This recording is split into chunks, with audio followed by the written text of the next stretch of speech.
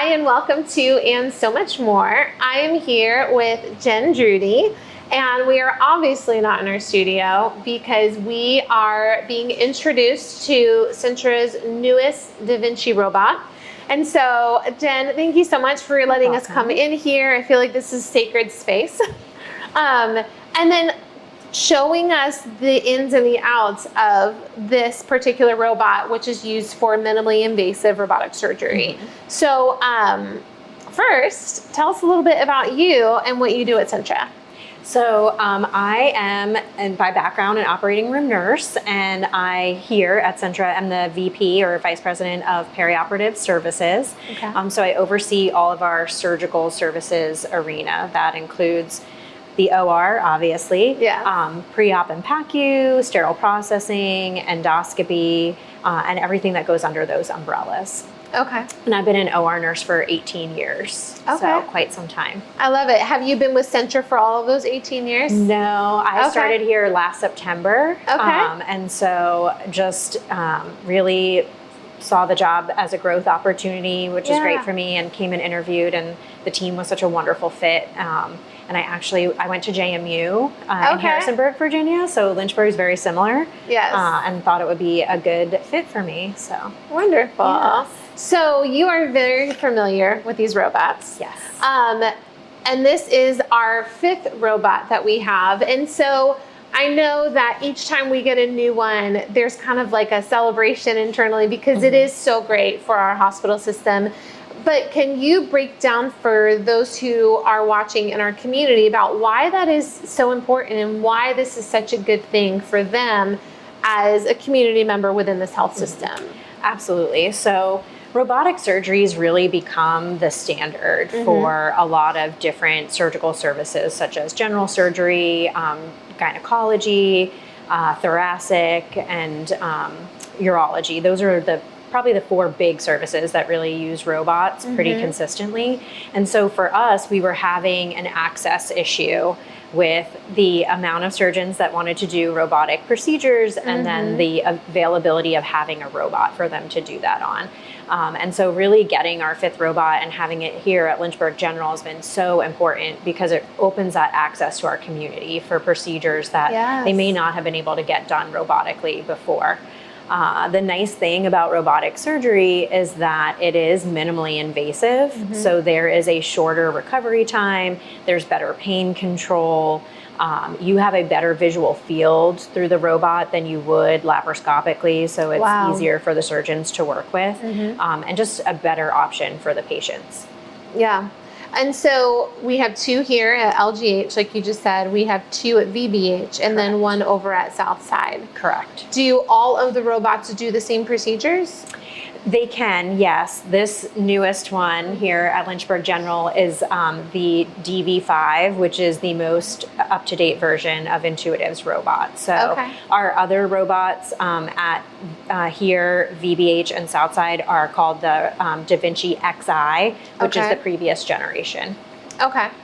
So this is a big deal. Yes. And I know this week, at the time that we're recording this anyway, the 500th surgery for Dr. Ali using the DaVinci robots. Correct. But then also next week, we're kind of sandwiched between 2 physicians who are going to hit that 500 mark, right? Yes, yes. And so I know that Dr. Charnock is going to be hitting 500 surgeries. This is the machine that I'm assuming he'll be using. Yes. So why don't you show us, just kind of as we're sitting here, like what exactly are we looking at? Because for those of us who are not super familiar with surgery, it's hard to wrap our minds around how this does a surgery. Yes, absolutely. Happy to do that. So I'm going to move back a little bit so I can just show you.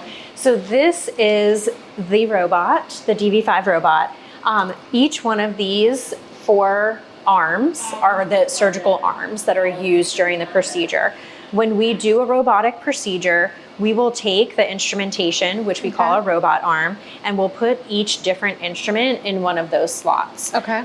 We then dock the robot up to the OR table, and then onto the trocars that go into the patient. And then the surgeon sits at what they call the surgeon console, and they drive the robot from the console. So there are hand pieces that they can move the robotic arms around with as they sit at the console. And they'll see it on a screen through the console, and then the team in the room can see it on screens that we project the surgery onto, so they know what's going on. And I know you had mentioned that there's the opportunity for other surgeons to assist or come in, and they can just do that by looking at a screen and be helpful in that way. Can you talk a little bit about that? Yes. So they have an option called telepresence through Intuitive DaVinci.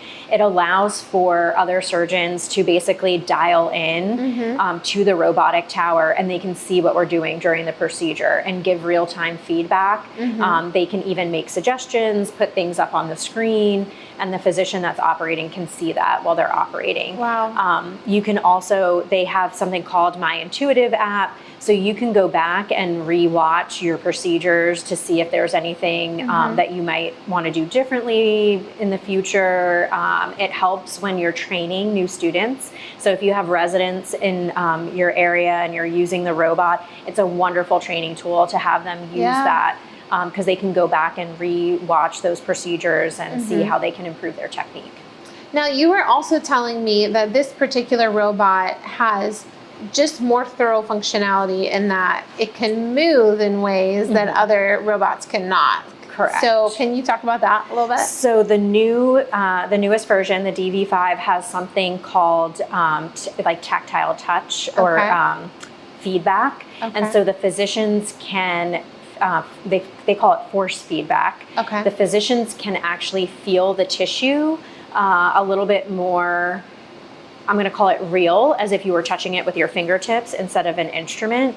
And then also it kind of does something where it will give you a vibration if you're kind of going out of an area or things like that. It gives you that cue, almost like your car gives you that cue. When you're kind of that lane assist. Lane. Exactly. And so it has that as an option as well, and that's only in the newest version of the robot.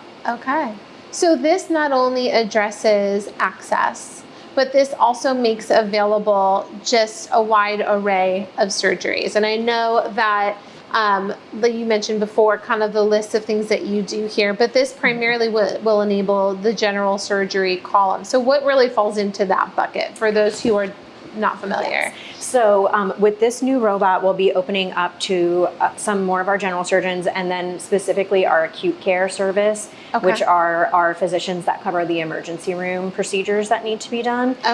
So that would include things like a laparoscopic cholecystectomy, which is your gallbladder, but we're going to do it robotically. Same, you can have your appendix out with the robot. You can have a hernia repaired with the robot. And then this will be a huge tool for Dr. Som, our cardiothoracic surgeon. He's going to start doing his thoracic procedures robotically, which is great because it is more minimally invasive than the video-assisted thoracic surgery, or that's called VATS procedure. So that it is more minimally invasive. There's better pain control, and the overall recovery of the patient is a shorter time frame. So it's a wonderful option for our patients in this community that we did not previously have the ability to offer until we got the new robot. Well, thank you so much, Jen. I appreciate your time. You're welcome. I know we're going to be talking about this a little bit more on 434 Radio, which is here locally, the Mike Show. So you guys can take a look out for that. And then check out on our website. We have more details about robotic surgery and the different areas that it will impact and is currently impacting. So thank you guys for joining us on And So Much More.